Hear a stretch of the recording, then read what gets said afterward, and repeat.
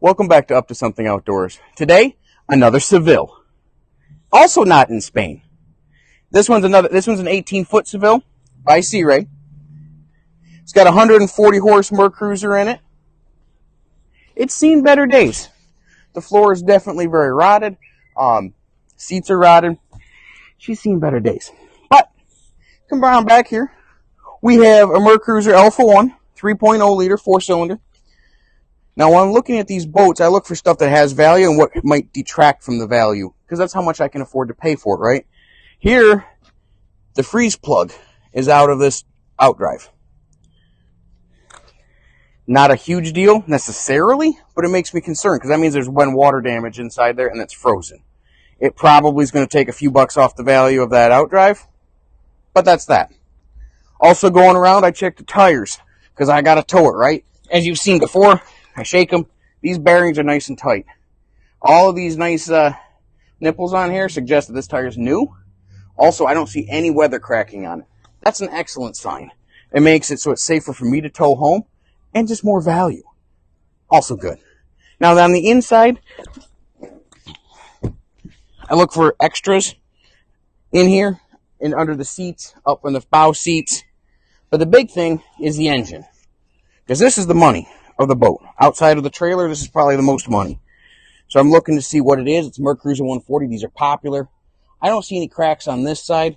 Let's check the other side. The block looks okay, but that manifold is badly cracked.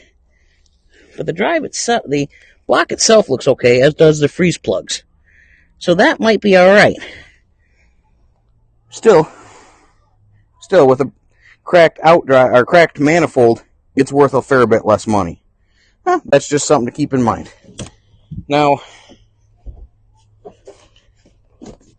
it's also a battery. If that's not still good, it's be scrap metal value.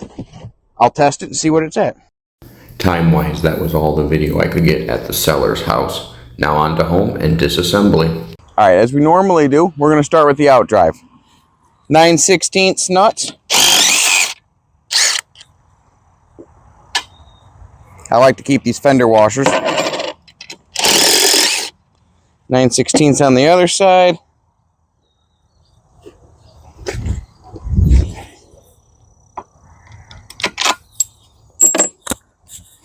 And now we're going to pop one side or the other off. Just a matter of moving it off. Now for the other side, I find it easy to tap the pin out over as far as I can go. Vice grip on it.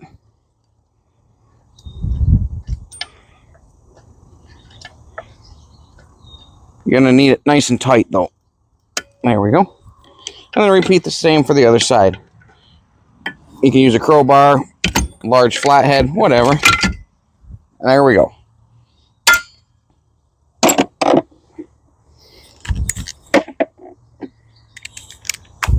Now the 6 bolts holding it on are all 5/8.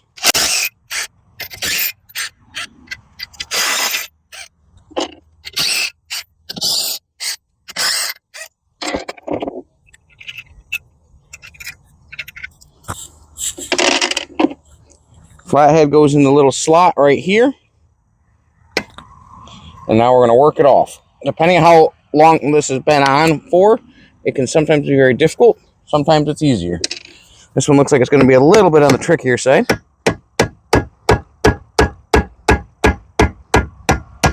And look at all that water. Good thing it's summer, not winter.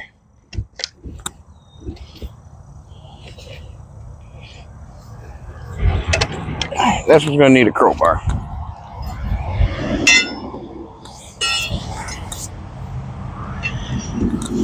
Just a little extra persuasion than the screwdriver can give me.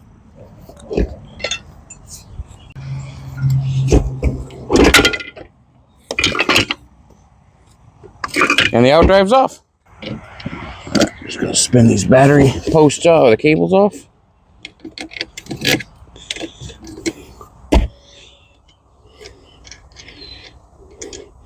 Now, they said that this battery is brand new. Let's see.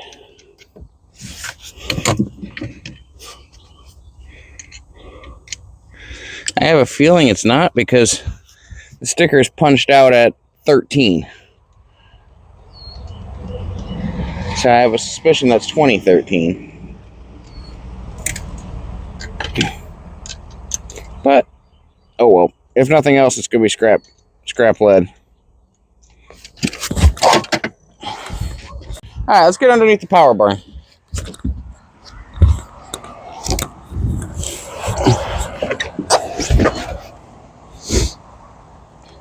Nice basic 4-cylinder Merc Cruiser 140. Very common, but also very profitable. Since they're common, a lot of people need them and a lot of people want them, and I can sell them for a good bit of money. This one's got 9/16 lags up here on the front side that are not in very well. This thing's probably pretty rotted.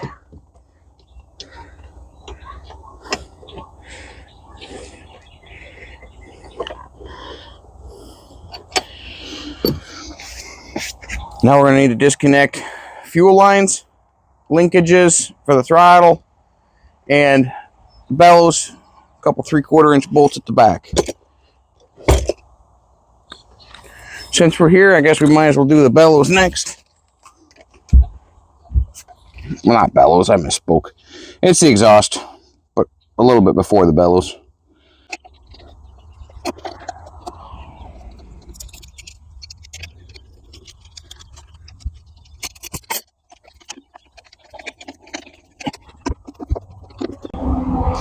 Now, as this engine's in fairly decent shape, I think I'm going to take these off nicely instead of my normal just angle grinding them off.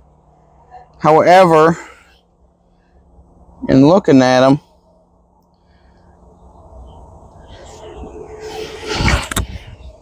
I'm actually going to do the opposite. And here's why. Someone may need these end caps for their boat. I'm not going to be saving the cables themselves. So I'm just going to cut them off. That way whoever buys the engine has a couple extra things just in case they need it.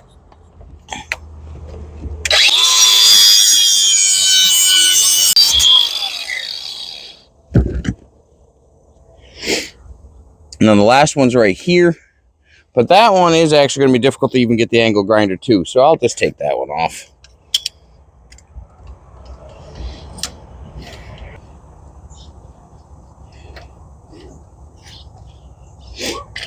All right, now for the difficult part.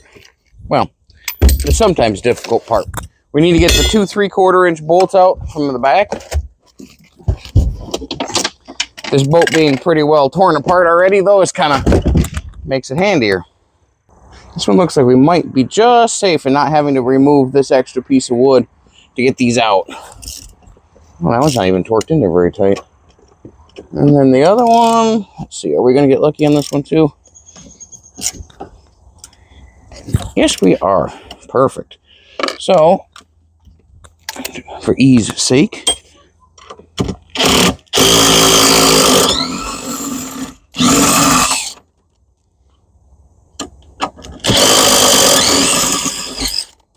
it's nice when they turn out easy. Doesn't happen very often, but once in a while, you get lucky. Now this hose just goes to the outside. We don't need it, so it's going to get cut carefully. Here's the fuel line to the engine itself. Cut that.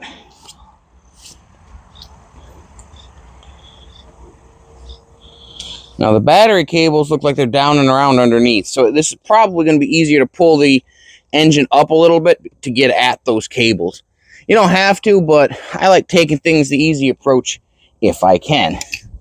Last thing up here is going to be the control cables. There's all of the bundle of electronic cables here. Generally got a little hose clamp keeping it in place.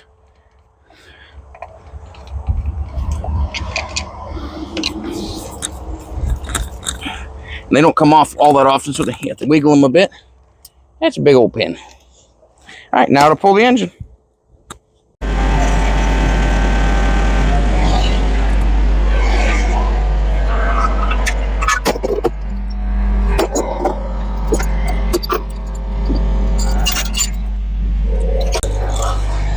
Now, if you follow along the channel much, you know that I bought that hitch mount for the front of the forks.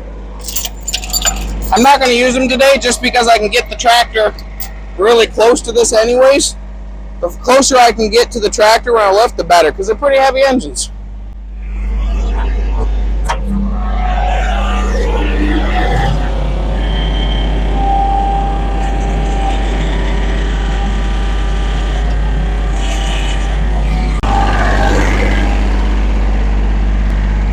Alright, now these cables are nice and exposed, it's going to be nice and easy to get off. You don't have to do it this way, but I find it a bit easier.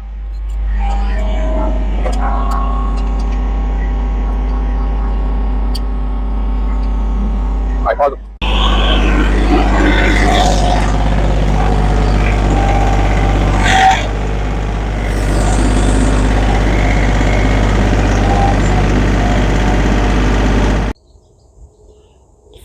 While Dad's working on the boat, I'm gonna look for anything I can find.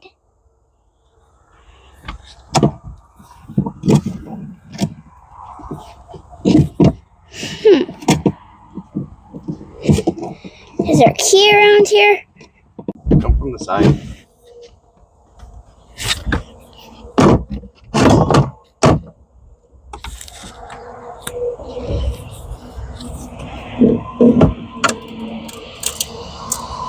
Almost got it. Yeah. There you go.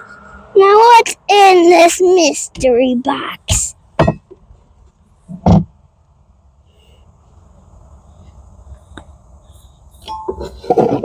A pen? Pen doesn't work. Now we got some brown tape, matches the boat. This thing that looks like a horn. Honk honk. Push the button if you want. Okay. That's a horn. That's a horn. That's odd.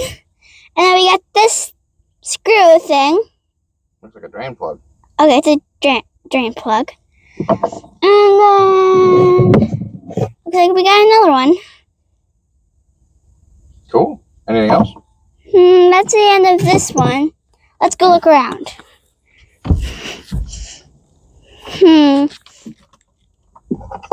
We got this thingy. Ignition switch. Ignition switch.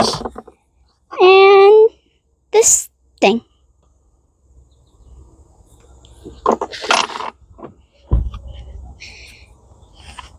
And then looks like another ignition switch.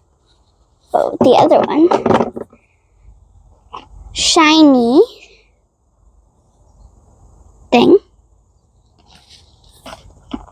Another matching one. And then we got a tool. A new socket. It's a new socket. Very shiny. Maybe it goes with that. Maybe it's a set.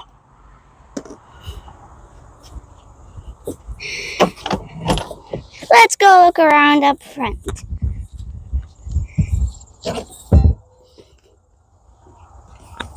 There's a seat. Come on. Yes.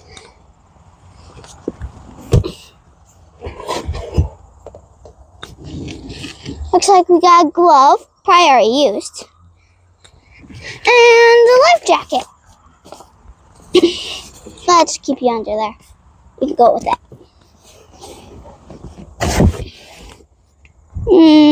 Check this one. Looks like we got some good life jacket, but it's very dirty. Bye bye. We got some very wet rope. You can go with him. And another life jacket. Rope. And looks like we got an anchor. Now you can go back in. Nope, you're coming. Out.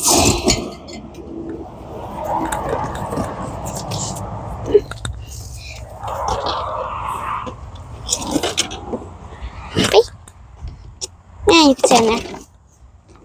You get the other life jacket out or leave it? Yeah, I'll get it.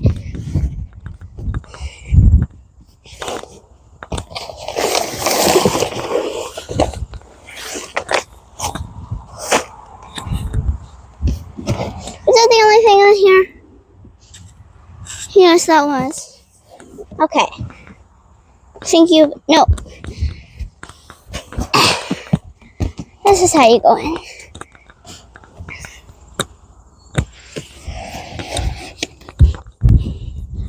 Do you come open?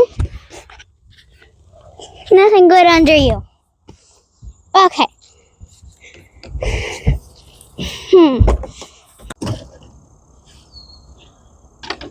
Alright, after a quick pause to help the youngin' look for cool stuff, I'm going to come in here and get their gimbal housing and inner transom brackets off and such. And loosen up all the bolts just to make it easier on the impact.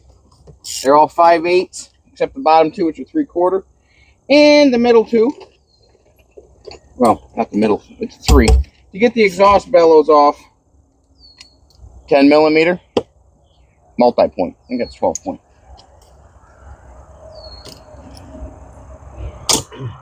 Now these are generally torqued on extremely tightly.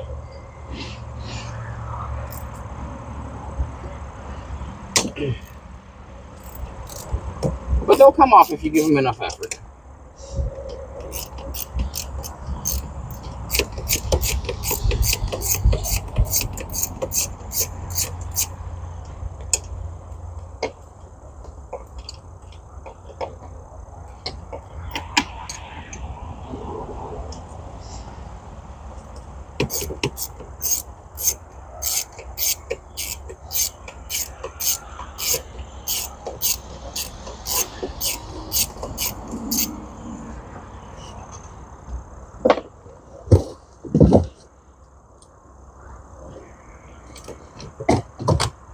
Now for the bottom two on this,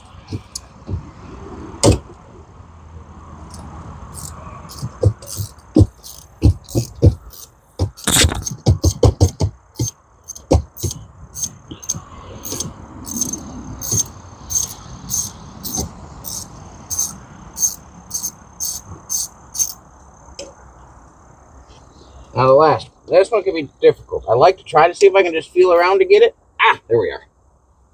Otherwise, you have to get down on your belly and look, and the floor's all messy and such. So just easier.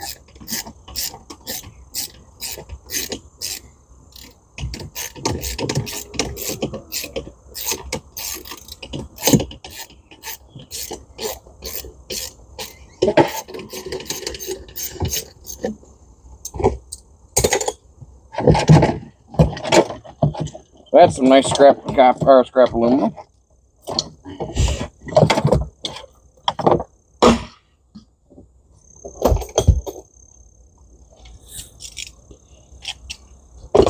Now that we got them all loosened up, we'll just hit them with the impact. Hopefully going the right direction this time. Helps that way out here.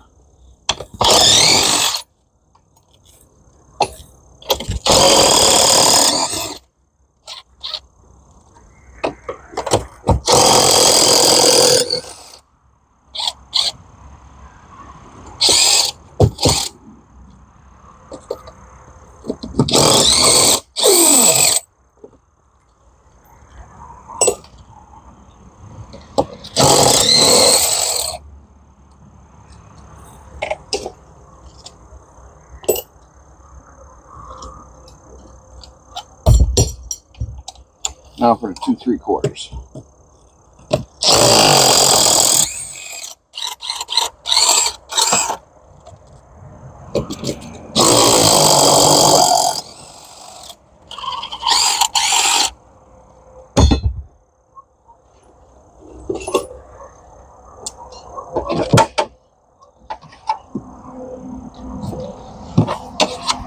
Battery cable. That's a good money. Now, normally this has got a cotter pin holding this in. This is the steering arm. This one, though, is just it's just a bent nail. Ingenuity, I guess. I'm hoping, though, it's not too tight to get it out. She feels like she's a pretty tight fit in there. No, we got her. Now we're going to tap that out. Hopefully. That's going to be okay. Sometimes these come out really easy, and sometimes if they've been sitting in here for forever, they do not. So I'm going to have to give it a little more persuasion. Yeah, I'm going to have to get a sledgehammer on that one. Be right back. Alright, there we go. It took some persuasion on this one, certainly. I think she's been in there for quite a long time. Let's see if I can get that rest of the way out.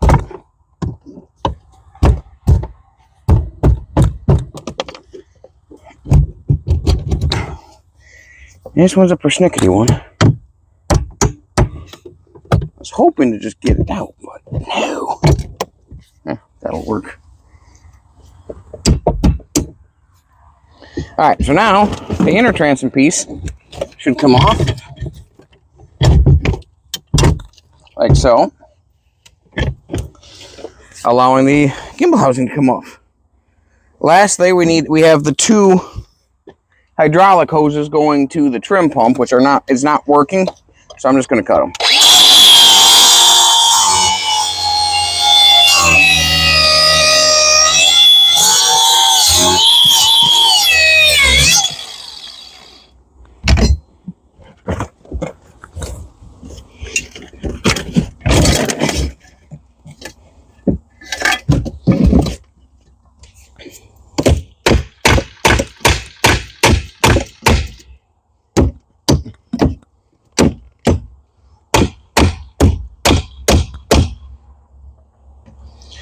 Alright, that we can get out from the outside. So before we get out of the boat, let's see what we got for the gas tank. It looks like this cover should just come off. Yep. She is rotted. But in this case, I'll take it because it makes this part a whole lot simpler. Now, this has obviously been replaced because this is all OSB. That is... OSB should not be in a boat anywhere. Ever. OSB falls apart the moment water gets to it. So even like rainwater coming into this boat or anything was going to destroy this flooring. It's not going to last for anything. Looks like they've done some modifications to put some pieces in the back as well. Alright, so I went and got the screwdriver, didn't even need it. That was already rotted out. So someone's definitely come in here and did some repair work to it, but not the kind of repair I would do. It does not seem to have been a very effectual repair. Now, I don't need to get this piece of plastic out, but I'm curious how they put it in.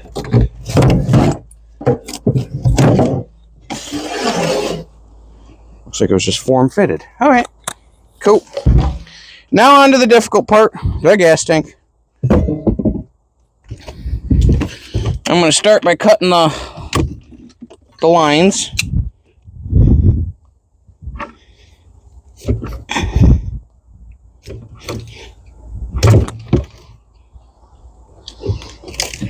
Now, the moment of truth. How full is this gas tank? Are we going to be able to get it out easily or not? Oh, hurrah. Seems to be the vast bulk of the times these things are 3/4 plus full. This one is not. Less than 1/4.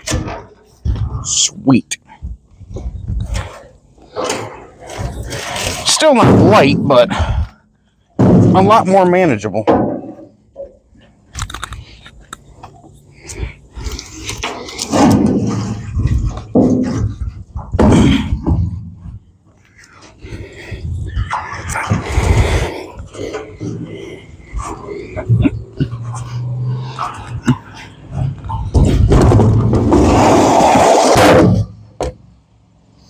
There.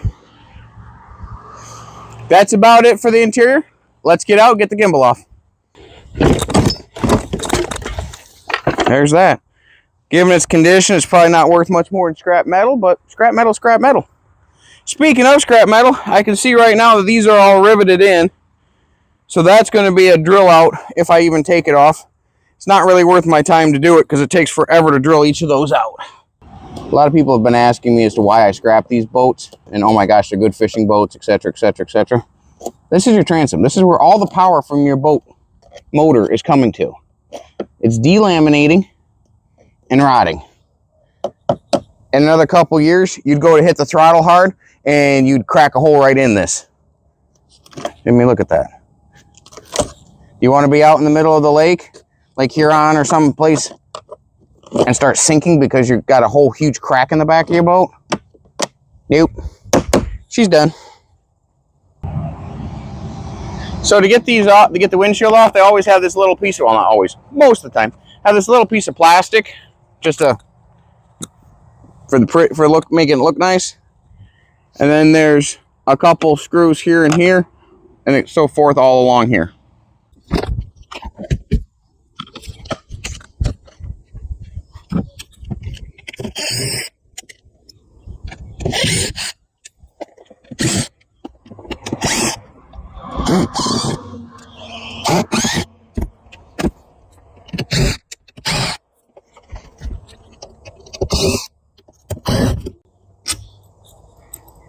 All right, so now we've got that off, all of its attachment points to the boat.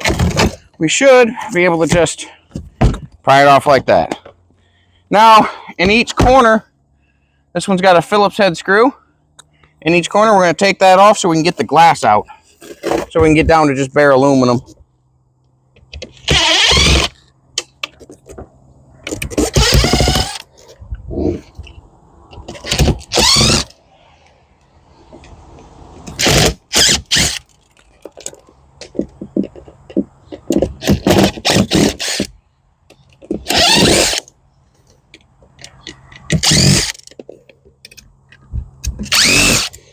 All right, now that those are all off, we can start trying to peel. Yep, there we go. And then it's just got a rubber gasket in it. Toss that out. Now I got bare aluminum. That's 54 cents a pound right now. So just going to go along through it to all of it. Leave the glass, leave the rubber in here. Just take the aluminum.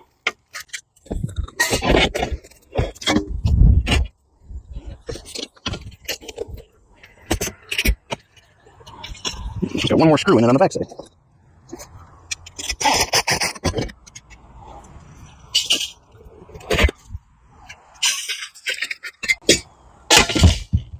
And there we go. Now on to the other side. Lastly, we're going to take these name badges off, the Sevilles. My friend's got a lake house, and he uses this stuff as decor items. You know, any boat name stuff. So, I don't know if he needs Seville, but we'll take it off and see if he does.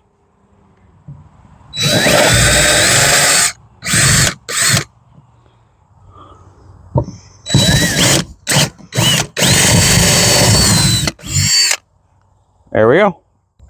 Well, that's a wrap for this boat. I clearly made quite a mess. So I'm going to work on cleaning that up, and then it's off to the landfill.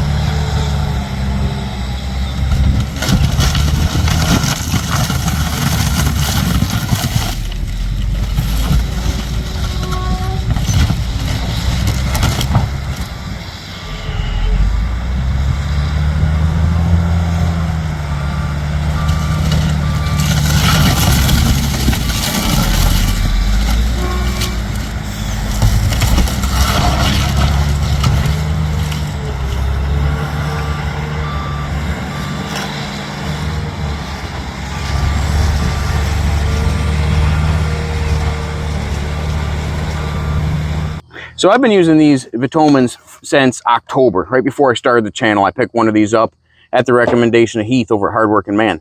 I love them. I have been using these. I use them on probably every other boat at least. Plus for random, I try jumping engines because I always have dead batteries. I've jumped vehicles with them. I've used the air compressor a lot. I'm probably using it 2 or 3 times a week. This one, this month, early August, decided to start smoking when I used it. Now, the day was 85 degrees. I was just pumping up a small 13-inch tire. It wasn't anything major. I wasn't trying to go up to 100 PSI or nothing. I think I was going to like 26, 27 PSI. She started smoking. So I, of course, shut it off. I got a hold of Vtoman, and they thankfully sent me out a replacement for free. I appreciate the fact that they're willing to back up their product. You know, I bought this before I had a YouTube channel. I just bought it on Amazon like anyone else. The fact that they were willing to stand behind their product and replace it for free because it was malfunctioning, it's pretty awesome.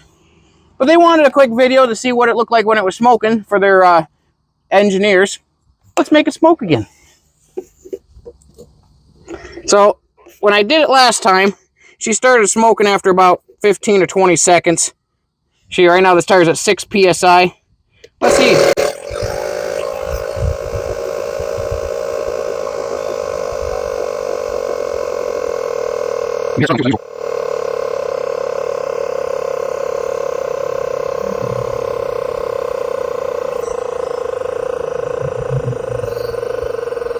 There.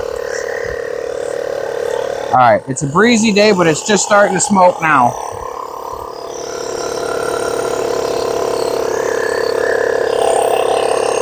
Yeah, and that's trying to get to 19 PSI.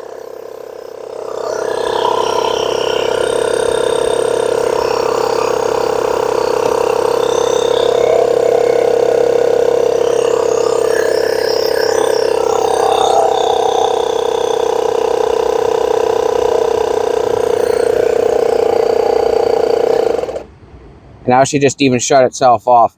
That's going from 6 PSI up to 20.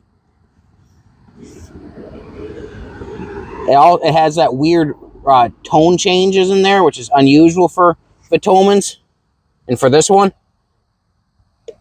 And now she won't even fire up. But you can see the white smoke just curling out of it. Yeah, she won't even turn back on.